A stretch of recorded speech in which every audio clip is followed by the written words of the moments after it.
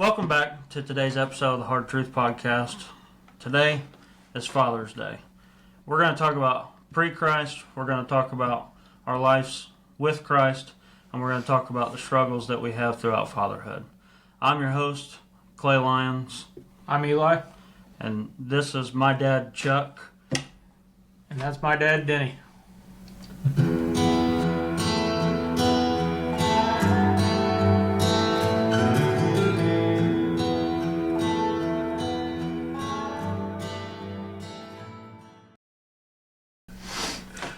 Alright, so to kind of get us started and just in the mindset, I want to talk about a story that everybody knows. It's a famous story, but I kind of want to talk about it in a different way and kind of relate it to fatherhood.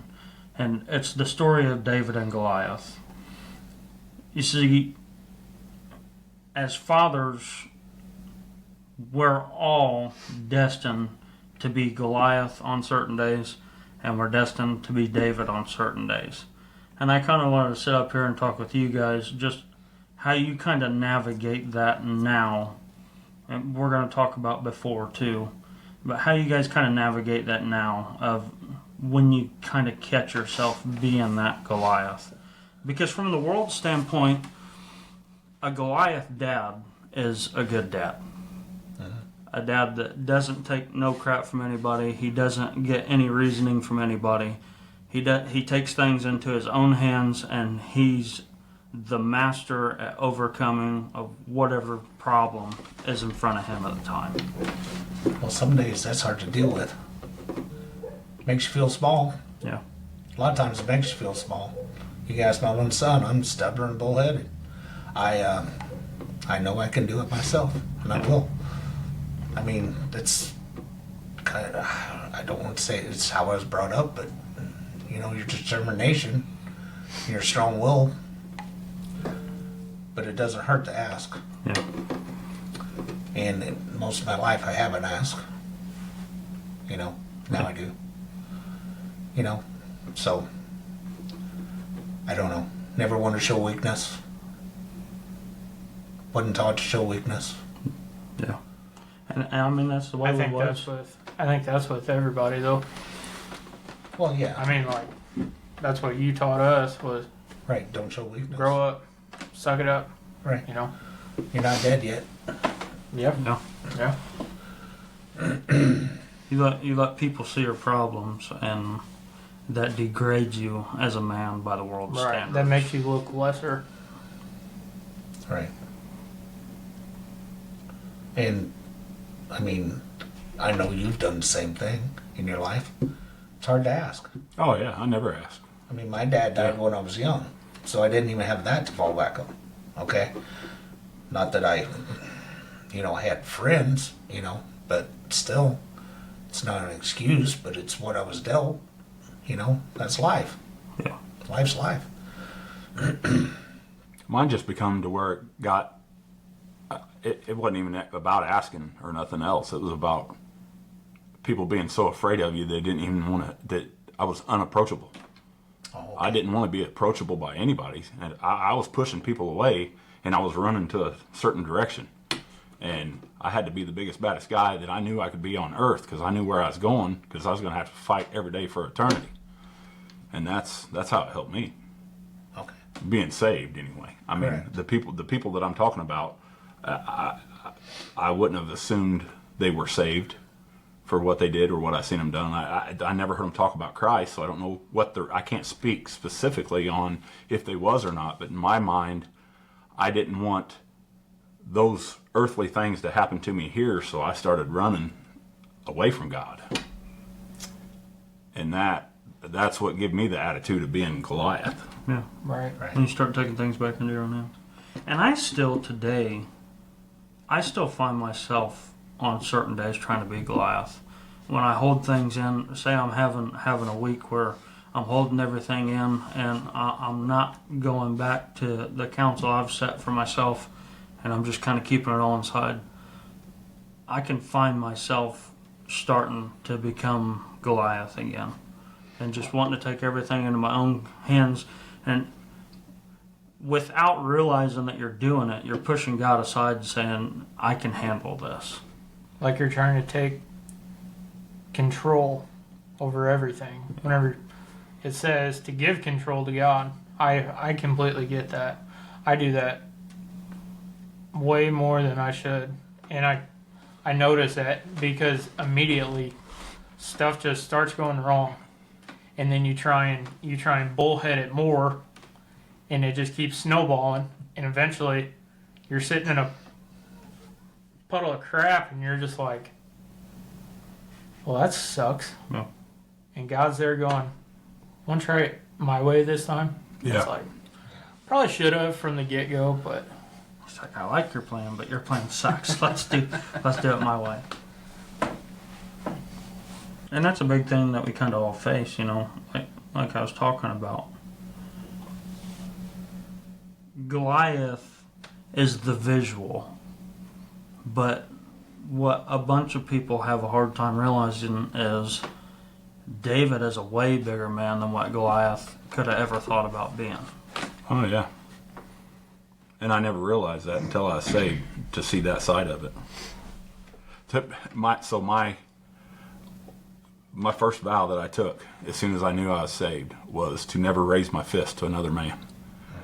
I mean, I was so prideful and so the first to fight, the first to be Goliath, that is one thing that has helped me more, is just knowing that I go into a conversation now not looking for the argument, not looking for the pride in me, looking to see for when's it going to be about me.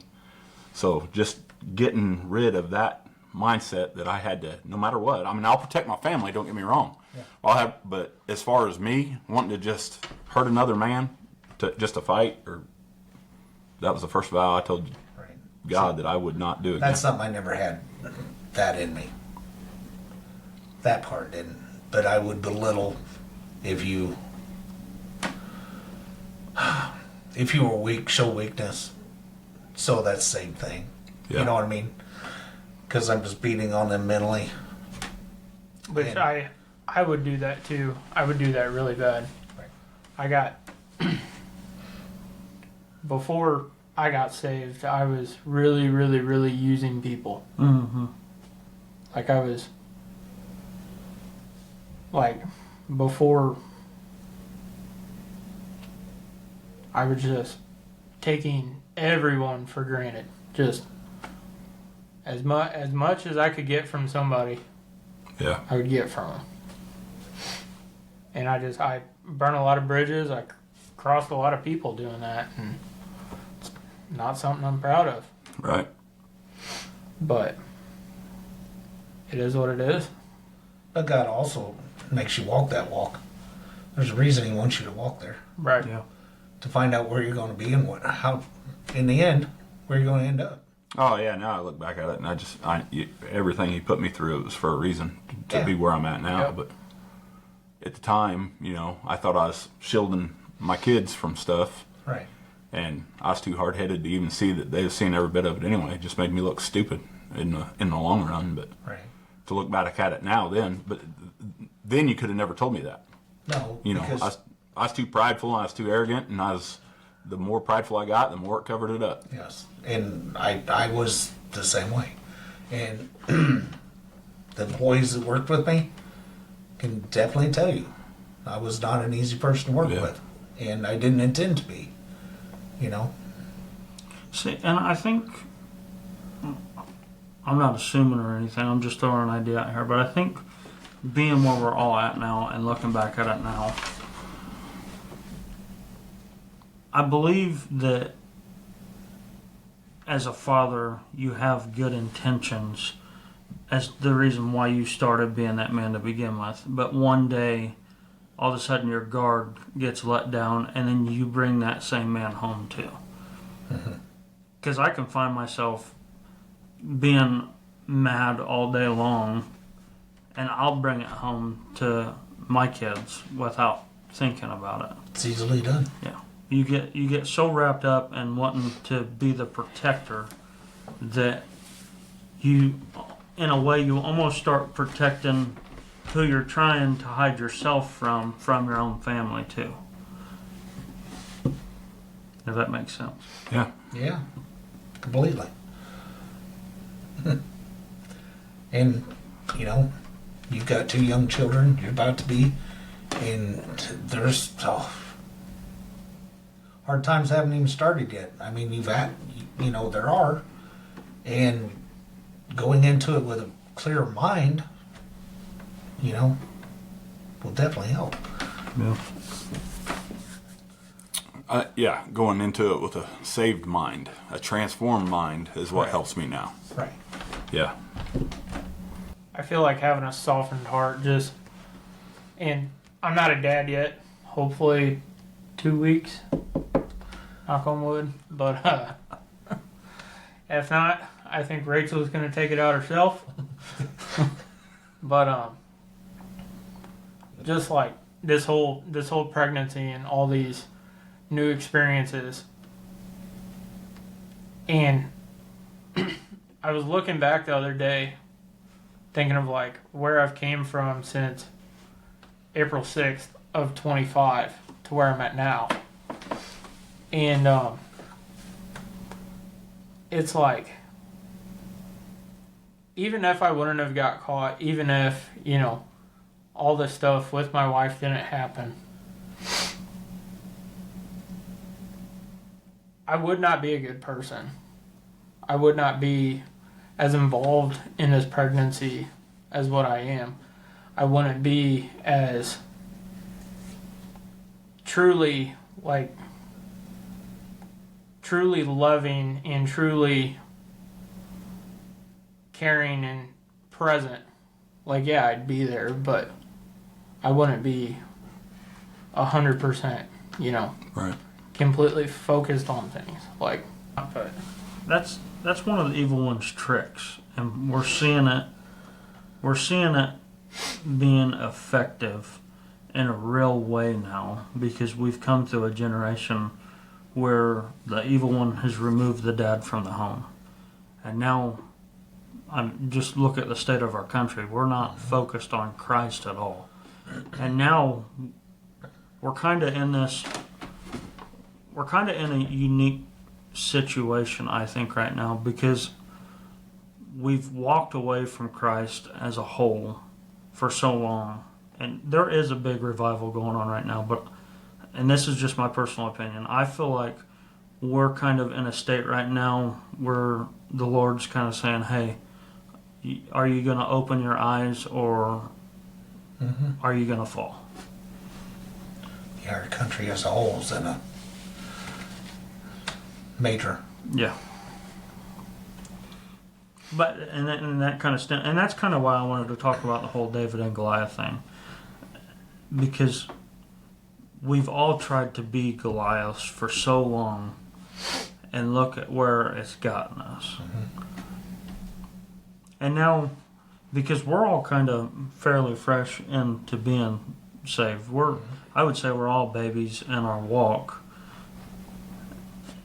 But just to be able to reflect now on the time we spent being one man and finding rest and comfort and getting to be David on a daily basis now. I think the hardest part, like in my walk, in my journey, was in becoming David, was the humility, like humbling myself, decreasing myself so that God can increase in my life. Like me, like you used to say, sit down, shut up, and listen. Like, I gotta tell myself, sit down, shut up, and listen. Yeah. And that's basically my whole reason of telling myself that I wasn't going to ever hit another man for that reason. Right. Because that was the prideful me, and Yep. that humbles me enough now to know, going into any conversation or anything, that I already know I'm not going to do that, so there's no point in getting that way. Oh, yeah, And it's, I mean, like I said, it's transformed me. It's a tough pill to swallow. It is. It is. Man, that is probably, a lot of crow to eat. Yeah. probably what changed me the most in my life was when I got severely injured. And it was bad. Yeah.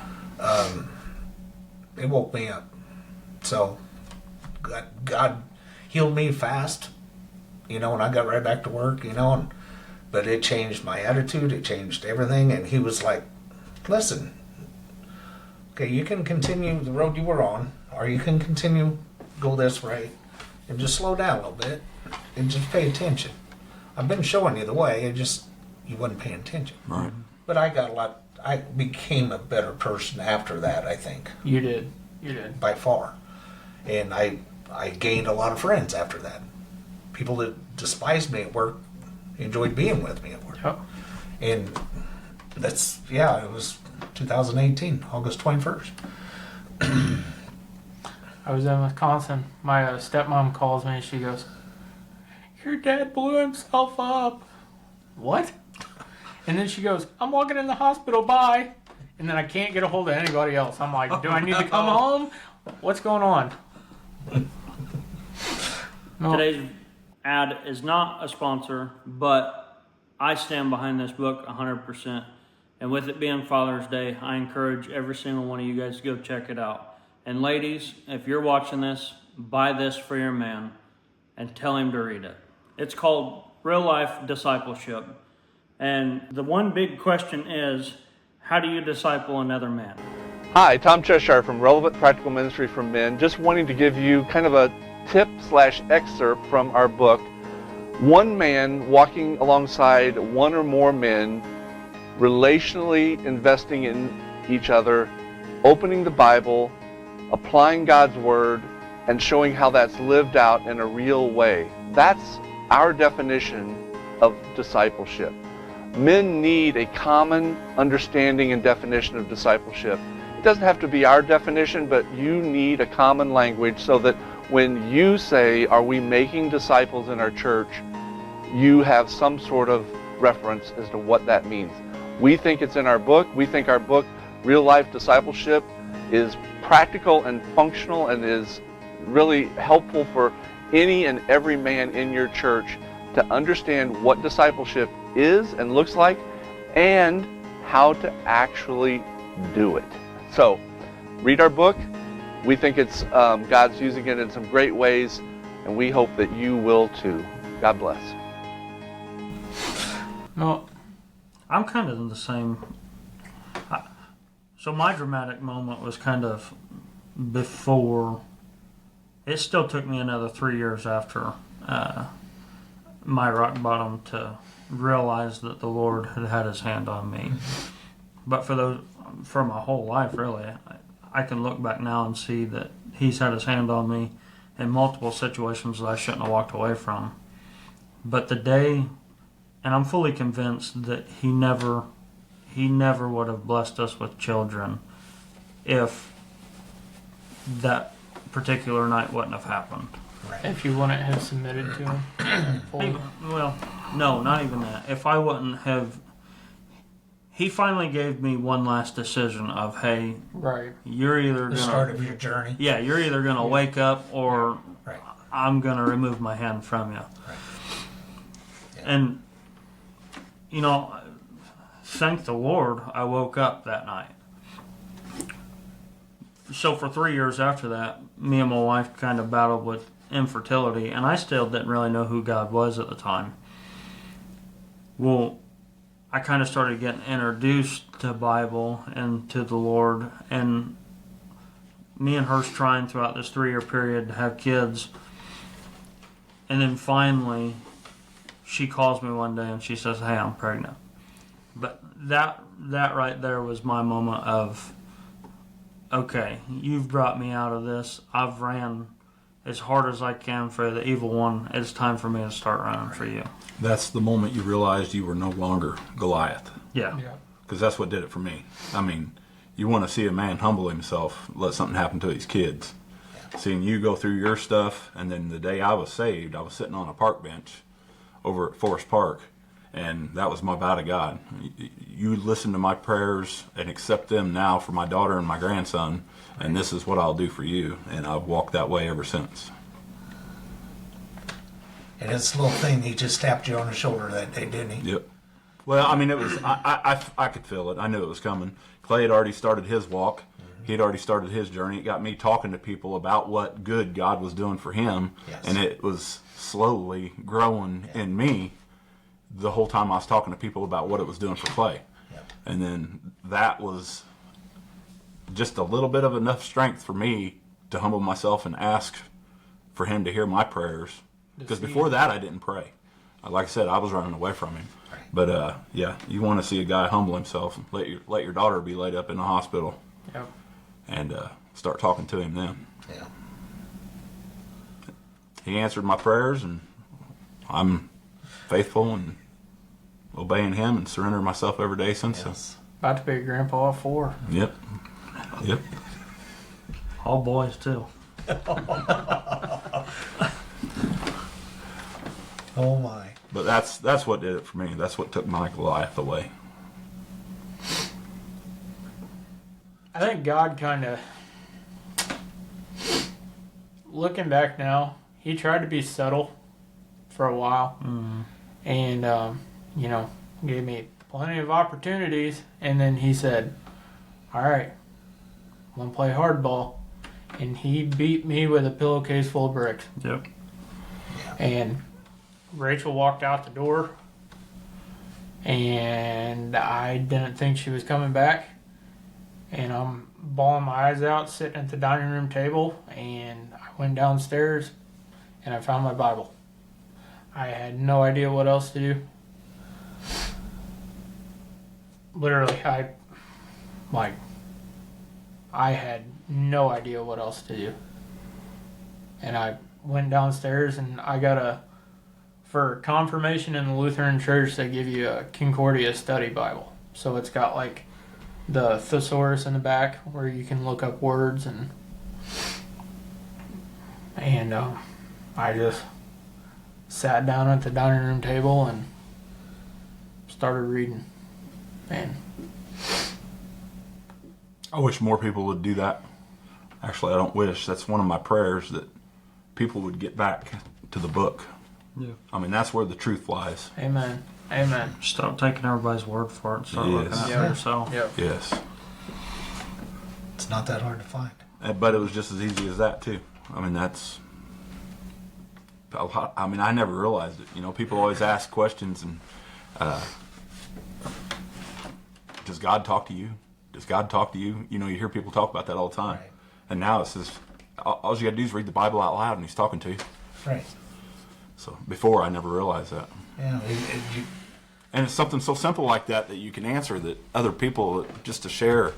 But start talking to somebody about the good God is doing for somebody else and just watch it grow in you. That's Amen. exactly how it happened to me.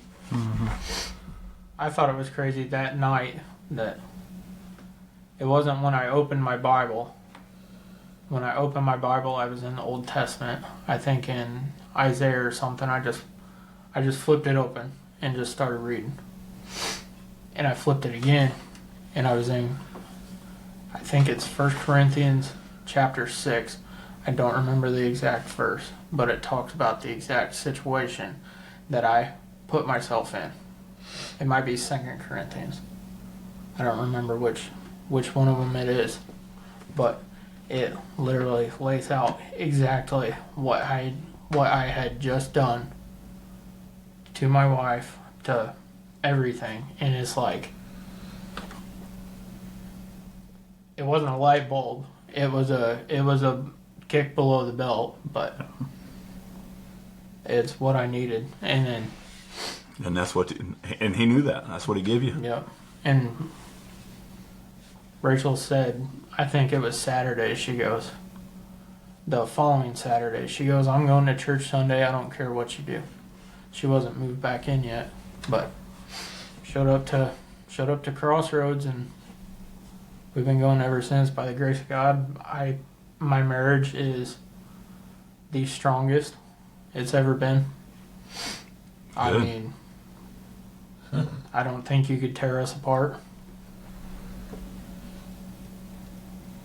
That's just, and it took submitting to Him, and look where life has gone. Yeah. There's always going to be more trials and tribulations. There is always. But it works better as a pair than it does as a single. I mean, that's why a man and woman was meant to be together to Yeah. share life. You know? So, Yeah. So just kind of close us out. Something that we kind of we dabbled in a little bit. Just kind of talk about a little bit. Let's talk about grandkids for just a second, because I know when I held my first boy in my hands for the first time, I thought to myself, how could hands that have done what they have done be holding something so precious? And I promised to always seek counsel first, but to always do the best I could to make sure that his hands hadn't seen what I'd seen.